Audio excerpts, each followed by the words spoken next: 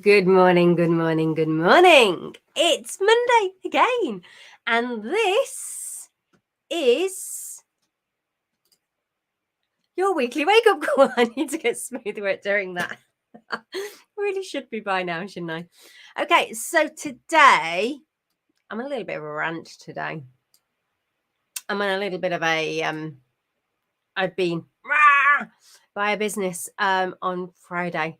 And it's still getting to me. So I'm still there. I'm still ranting. But what it's made me do is it's made me think about how we as small business owners act, behave, and what we do. So I've actually put together, in fact, I meant to print this out and I didn't. So let me just print this out because I've just written this morning the 7 things creative business owners need to stop doing. So forgive me as I print this because it's really professional, isn't it, to print it? In fact, I won't. I'll read it off the screen. I've got my prompts. Yeah, I've written it this morning. I was just on a complete and utter flow. It's like, and it's made me realise just how important all of this stuff is to me. Morning, Joanne. Morning, Anna. Lovely to see you. Not sure. Maybe Jane? Maybe. Not sure. Okay, so the 7 things. You will find out during these 7 things a little bit about what annoyed me on Friday and what started this. It isn't actually number 1 because I was trying not to write about it at all and trying not to be too triggered. But I want to kick you into action this week with this weekly wake-up call by encouraging you to do things the right way.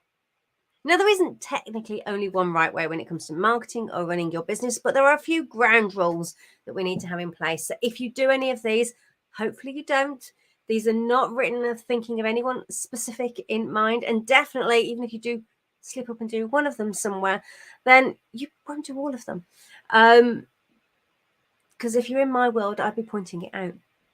Okay, so number 1. The first thing that I want everybody to stop doing is trying to please everyone. Okay, you know it. We all do it. I think I need to tell StreamYard again. Kirsty, yes, please do. Anne-Marie, lovely to see you as well. Right, now I'm going to start. I'm going to focus. You're going to get all my energy. If I turns a bit ranty, I do apologise. So number 1, there are 7 things. I've actually snuck in 8 things that you need to stop doing as creative business owners if you are doing any of these. And number 1 is trying to please everyone. It's simply not possible. Somewhere along the line, someone is going to disagree with you, not like what you do, be triggered by what you offer, or not like a colour scheme. You get the idea. So please just stop trying. It doesn't matter if everybody doesn't like you. That's okay. Maybe we all need to be a bit thicker skinned, but most of the time, if somebody doesn't like you, it is their problem, not yours. For example, pet posts. Seeing pet posts, seeing people with loving pets or whatever else is going on, they still trigger me. It's nearly 3 years after we've lost Jessie, but I still scroll past them as quickly as I can. It's just something I'm not there with yet. I'm not comfortable with yet. Does that mean you shouldn't ever post about your pet or about any pet products or services? Nope. Not at all. It's my problem. I've got to deal with it. It's not your responsibility to consider or take that into account with what you're putting out there, because this is your business. This is your baby. You've got to talk about what you need to talk about. So stop trying to please everybody all of the time. Number 2, false scarcity. We all know this one. We all know. I mean, actually, I love scarcity. I think scarcity is a fantastic tool in marketing, but only when it's genuine. So if you have got just one left of something and you're never going to make any more again, promote that, sell that. It's a really great way to get people to take action. If your order books are closing because you're that busy and you're that full, stand proud of it. Sell it. Talk about it. Last few spaces left. Go out there and get those filled as quickly as you can, because your customers will respond. Action gets taken when people think they're going to miss out. It's that fear of missing out. But It's only when it's real, only when it's genuine. If you only have enough fabric left to make one item, it's genuine. Shout about it from the rooftops. But if you actually have enough left to make, I don't know, a new shirt for everybody in the entire country, and you're just repeating that same only one left every single day with the same fabric, it's wrong. It's just stop. Just do not do it, because all you're actually doing is killing your reputation. You're going to get known as the person who isn't truthful.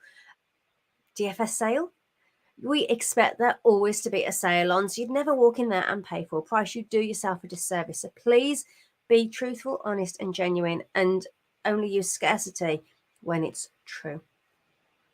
The next one that's on my list is posting a product once and then thinking marketing doesn't work for me. Marketing and sales do not happen with just one social media post. Doesn't happen ever. Okay, you might feel like it does sometimes, but there's been an awful lot of work happened to get there, to get to that place. It's the overnight success. It doesn't just happen. Let's think about big brands and just even TV adverts for a minute. If you saw an advert on TV just once and then it disappeared for forever, do you think that brand, that business, is going to get enough sales to keep them going for the lifetime? They're never going to have to do anything again. And I don't just mean a course of an advert. I mean one single advert in one single slot, never to be repeated. All that thought, all that effort into just showing something once, is it going to happen? No. Instead, they run and use regular TV slots. They can even bring adverts back for years and years to come. They use billboards, social media, radio adverts, promotions, PR, loyalty schemes. Oh my word, there's so many different tools that get used. And why? Because it's all about how often you are seen to how you are remembered. It's share of mind. You don't have to do everything, but you do need to get out there and be seen. You need to build a reputation for yourself. You need to get people to trust your name. That doesn't happen with just one single post. So if you put one single post out there for one product and go, that's it, it doesn't work, I'm no good, I don't like marketing, and you're feeling really despondent about it, please pack it in. Stop, drop that nonsense. If Heinz baked beans have to continually advertise, if, I don't know, Oxa, I don't watch TV adverts anymore. Car companies, you name it, if they are advertising repeatedly on TV, why? They're investing an awful lot of money, an awful lot of time, an awful lot of effort, because repetition works. You have to be seen over and over and over and over again. It's the messaging that matters, not just being seen once. So please stop putting something out once and thinking, well, that should be enough, it should have sold. Never going to work that way. You need to repeat that message. So don't be afraid to keep repeating and keep saying the same thing over and over and over again. Just think about how TV adverts work. The next one's the complete opposite. Actually, no, it's not. I'm jumping ahead. This one is not selling at all. This is your business. This is about getting out there and talking lots, but not talking about anything that is going to actually bring you in a sale. So let's talk about what a business is. A business sells things, which means an exchange of a product or a service for money. Therefore, if a person chooses to follow you as a business, they know you have things to sell. They know that at some point you're going to be saying, hey, I do this thing and you can get it for this. They're expecting to hear about that exchange. They expect to see and hear that. That's what they're there for. When you only talk about family or other safe topics or talk anything around and about what you do, and you're not straight down the line, you're actually skipping past what you do and you're doing them a disservice. You're doing yourself a disservice as well too. Remember, if you're not helping them, if they're not buying from you, they're buying from someone else. And is that person going to do the same job or as good a job as you would have done? Possibly not. So you really are doing them a disservice. So find a balance, find a place. Maybe it's a routine that once a week you put an offer out that you're going to sell something. Maybe it's every other day. It doesn't matter what that routine is. It matters that you do it, that you are making regular offers. You're telling people how they can get hold of what it is that you do. And please remember, your customers will be thinking that they get the better end of the deal here. They would rather have your product or service than the cash in their pocket. They say that by how they buy it, but they're not going to buy it if they don't know about it. So stop not selling. Get out there and start selling. Okay, are any of these resonating? If so, let me know and drop me a comment. Okay, so the next one this one's the complete opposite. This one that people have to stop doing, particularly creative business owners, because you tend to be either the last one of mix of the last two, actually. Post once and assume it's not working for you, or not selling at all and telling people anything about what you do, or you do this one, which is overselling. But this one isn't even trying to connect with people. This is buy now with a link and no other information, really. And that's all you're putting out there. So there's no momentum, there's no context, there's no explanation, there's no value, there's zero personality. Your customer is not having a chance to connect with you or get to know you. And remember, no, like, trust, or no, like, trust. Thought I said that backwards then. Is really what you're striving for. So if all you're putting out there is a post that nobody can engage with, that nobody understands, that nobody has any context with, then they are not going to get to know you, like you, and trust you to then go on and buy from you. So remember, you need to bring people on the journey with you. If all you're doing is buy this with a link, that message is going to fall on deaf ears. You need to be having a conversation with people, not shouting and barking out orders at them. So it's a two-way conversation. Renee, I'm just going to take a quick break before we move on to number 6. I love this, Renee. It really resonates to this all the time. Feeling embarrassed reposting something salesy. Please remember that people are choosing, the people who are choosing to follow your page are following you knowing you're a business. They're not following you thinking that you're, I don't know, someone who's just going to talk about a family and friends or anything else. They are there following you because they love your products and services. They've seen you somewhere. They've noticed you somewhere. They want to support you. And that supporting may just be by following your social medias. It might be by responding to posts. For other people, it will be paying and buying. It depends on where they are on that scale. They might just aspire to want to own your work. That's okay. But if all you're doing is avoiding the offers, no one is ever going to buy from you. So you do need to get out and do that. Rachel, I do love these chats, really inspiring. Yay, I'm glad you find that. Okay, morning, Tracy, while we're here as well. So I'm going to very quickly recap. So far, we've covered 5 things that 7 creative business owners need to stop doing. 1, trying to please everybody. 2, false scarcity. 3, posting a product once and thinking marketing doesn't work for me when you don't sell anything. Number 4, not selling at all. Number 5, overselling, just pounding that out there and getting 0 engagement and 0 response and getting really deflated. And then number 6. So let's talk about number 6. Number 6 is quite a bugbear of mine. It's asking random people, what do you think of this? Or what would you pay for this? As the business owner, as the maker, the creator, the designer, you are the expert at what you do, not your customers or a random person in the street or in a random Facebook group. You know your business, you know your expenses, the time something makes, the experience and the knowledge that it's taken you to get to where you are today. A random person online doesn't have any clue, other than that little small snapshot of the information you're putting in front of them, which could be a photo saying, what do you think of this? Asking these questions, they're either a little bit clickbaity, it's either really cringy marketing where you're doing it just for the engagement and the attention because you're knowing that adoration that will come your way and it's an easy quick fix, not a long-term strategy. And it really just avoid it. It's like DMing people when you've just got to know them and telling them come and join my thing or buy my thing when you haven't built up a relationship. It's just not nice. It's not a good way of marketing.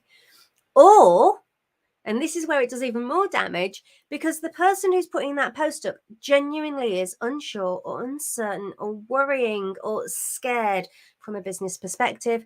So then any of the responses you get, which can either be highly critical, highly personal and feel that way, or very fake, oh yes, that's amazing, that's wonderful, because some people like to please people, they're not going to help you make good decisions in your business, because if it's critical, it's just going to push you further and down with lower confidence, because you're asking people for permission. You're asking them to criticize your work. So of course you're going to get that response. So if that's what you're looking for, you need the confidence boost, don't ask those questions. And the price feedback is either going to be, oh, I wouldn't pay that, it should be half the price, which again knocks you lower and knocks your confidence, or oh, you're not charging enough, it should be way up there, which actually you're not in the mindset to sell out up there right now, and it will freak you out. So they're not good questions to ask, except unless you're asking them of people that you really trust, who you know have got your back, who are going to be giving you honest answers, or they actually are your ideal customer and you're phrasing it in such a way that you are still putting yourself across as the person in charge, the leader, the expert, whatever you want to think of yourself. But you need to be that person. You need to lead, not come cowering in at the corner. And I'm saying this as someone who used to do this. When I worked as a photographer, I would frequently go in and ask the editor and go, what do you think of this photo? And you get, oh, well, you could have done this and you could have done that. My fellow photographer used to come in and go, wow, taking a great photo. Look at that. The response was completely different. Yet I knew when I was looking at his photo to my photo that actually we weren't miles apart. It was simply the confidence we had with how we presented our work that made the difference. I was criticized and got knocked further down in my confidence. He got told, yeah, great. Isn't that good? And I'm going, really? What's the difference? But it was because he told them it was good. So really do not use that as a method for trying to find out about your business. Use a trusted place. Come and join the Handcrafted Business community. You're always going to get an honest opinion there, but in such a way where it boosts you, whereas it lifts you, not that it knocks you back down. And yeah, I've got a note in here to say, yes, survey and research what your potential customers want. Just please don't use it as tacky marketing. There's so many better ways. There really, really is. Okay, so we're on to number 7. I've left the last one to be the one that knocked me on Friday. This is poor products. And by products, I mean products and services, basically not delivering. Of course, accidents happen and things go wrong, but that should be the exception, not the rule. And with great customer service and looking after your customers the way you want to be treated as good humans, then pretty much you can't really go wrong most of the time. Except sometimes processes obviously aren't working, and when that customer service then is a bit rubbish, as well as I had on Friday, it really means you end up with a disappointed customer. You don't want to do that. So make sure that you are, as I'm sure you already are, you make sure that your work is quality checked before it goes out, that it does what it says on the tin, i.e. your descriptions, that you are delivering what it is that you say you're going to deliver, because that's really all your customers want from you. So make sure you have a process in place that double checks your products. Mine is, I've bought a new table recently. I'm currently on the 3rd delivery of a tabletop, because they won't replace the full table, they just replace the tabletop. And this one is still not up to scratch. As in, it's covered in scratches on the top. It's just, and it feels really rough as well compared to previous ones. First one didn't open its extends and the extensions didn't work, and it had marks on the top. The second one had, the extension worked, which was great, but the wood, the top of the table, you could see it was coming apart in places. It just wasn't finished to a high standard, and it had marks. So I've had that one back. This, and up to that point, even the customer service were going, I can't believe we sent that out. I'm going to make sure they inspect it properly for you this time, so you get a good one. He did then wish me luck at the end of the call, which wasn't truly inspiring. And then the latest one came on Friday, and this one's supposedly been inspected, but I think it was inspected in the dark, because as soon as the sunlight, which is satin sunlight in my window, hits it, it looks like a cat has been scratching over the top of the table, and the finish is really, really rough. I ring them up and they said, well, this one was inspected, so we're not prepared to send you another one. Since when is poor products something that makes it a fair exchange? Everything you do in your business is about a fair exchange, though the customer should feel they're getting the better end of the deal. I actually want this table, not the scratched one, but I want a finished table because I want the product. I don't really want my money back, but I'm now at the point of going, let's get this one right. If not, I want a full refund, because it has to be that fair exchange. I have to feel, your customers have to feel that you are getting the better end of the deal. And right now, I could accept the table. It opens, it extends, but it's just not right. It's not to the quality or I would expect. Even the delivery driver was like, I wouldn't accept that, love. he was like, there's at least 15 scratch marks on that. You deserve some money back and a new table. So they are fighting that. So make sure that you are delivering everything that you say you will, and that you stand proud by your products and services. And yes, there's going to be hiccups. And actually, till this table, I was actually even happy with it. Didn't matter. The customer service was great. It was seeing me through. But actually, right now I'm getting peed off because I had to fight to get a new one out. I had to fight my corner. If you've got to fight your corner to get what you think is the quality product, then you're getting really knocked with a company. So just make sure you're not sending out poor products in the first place, as I'm sure you actually aren't. Not if you stop and think about it. I'm not talking about those doubts and those worries and those concerns of, am I good enough?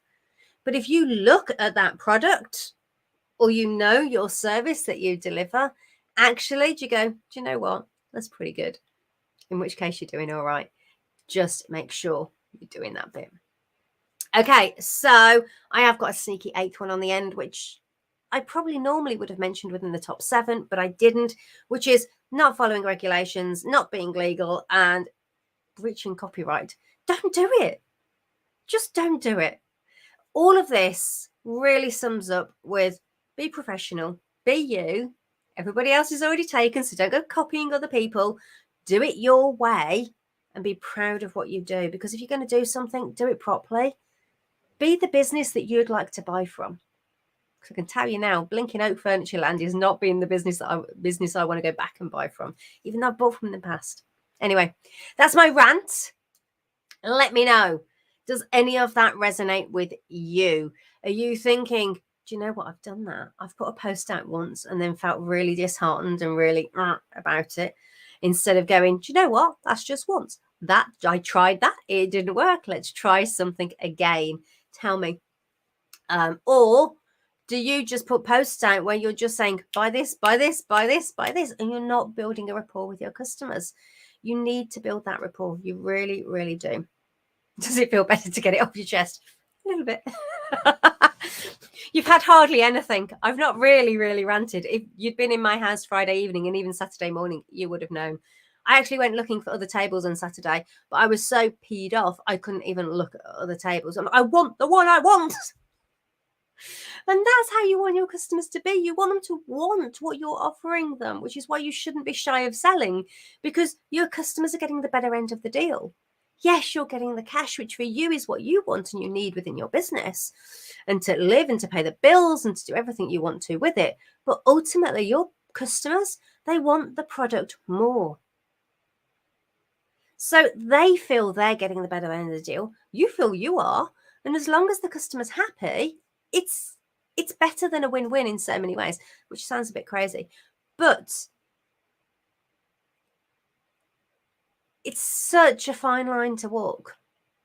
You get it right and you smash it, and that's brilliant. You have to pay attention to it and you have to keep monitoring it.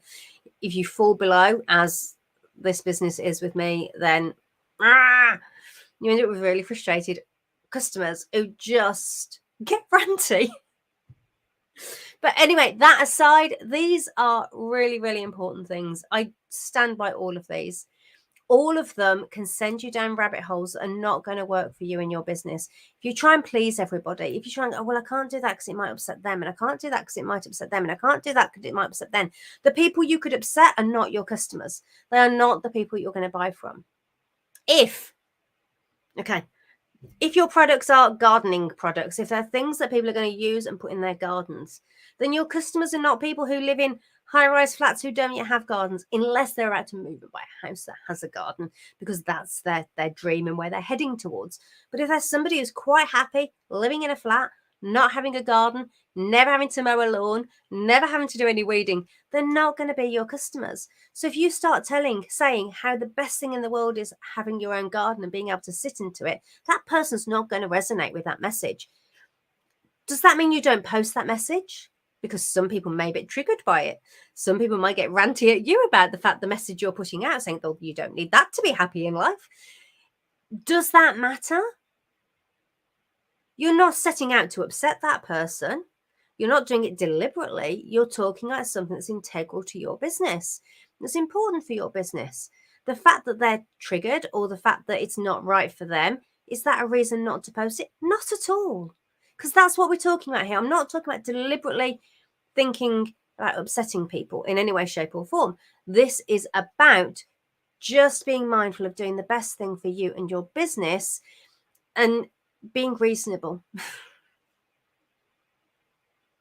Simple as that. Is it reasonable to go, I'm posting because I'm talking to this group of people and not that group? Yes. So be mindful that you're not, it's cutting off your nose to spite your face, isn't it, really? If you're trying to please everybody, because you're just limiting and minimizing what you're going to say. Any thoughts? Any feedback? Well, let me know in the comments. I really, really would love to know. And really clear descriptions, images, policies help with a lot of these issues. They do. But actually, that not trying to please everybody means that you get really, really clear about what you do and knowing who wants it and knowing who needs it. And at that point, not worrying about, oh, well, do I need to please them or do I need to please them? So yeah, you've got to stand by what it is that you do and who it is you help. Actually, what I do need to mention is a lot of this is covered in the 5-day Make More Money from Your Craft challenge. So if you haven't already, come over and join me. We start on the 31st of January. It's going to be it's going to be lots of fun, really. Very simple, short, quick tasks that are going to get you thinking and going to get you taking action in your business. And actually, in a way that wasn't planned, because I wrote this morning just because I'm ranty and all of this applies. All of this is taken into account. All of this is completely relevant to the challenge as well. You're going to come out with a stronger framework for knowing who you are, what you do, who your customer is, and being confident about your marketing. So you need that help. Come and join me on that challenge. But yeah, Anne, you are absolutely spot on.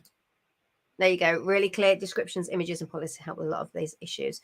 But it's being a professional business. It feels personal because you're making it. It's your heart and your soul, and it's your time and your energy and your experience and your knowledge, and it's your own personal vision of what something can be. So yes, it feels really personal, but you need that line. You need to know, but actually all of this is business, and I'm not setting out to upset anybody.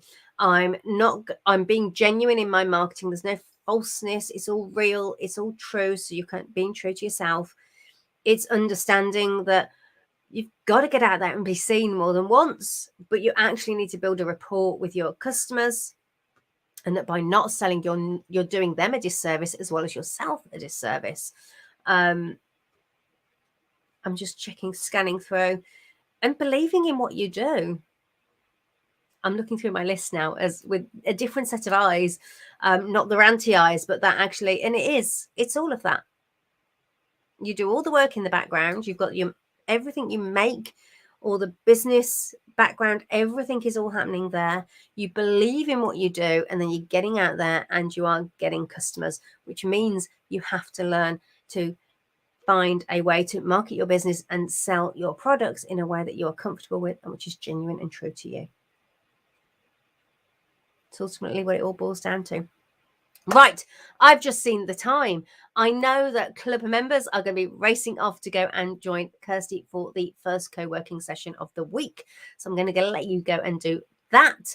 Proper co-working session for you this week. Mind you, Kirsty's probably already over there. So pop over, go and join her and get productive. And if you are spending the time doing marketing this morning, remember, be professional.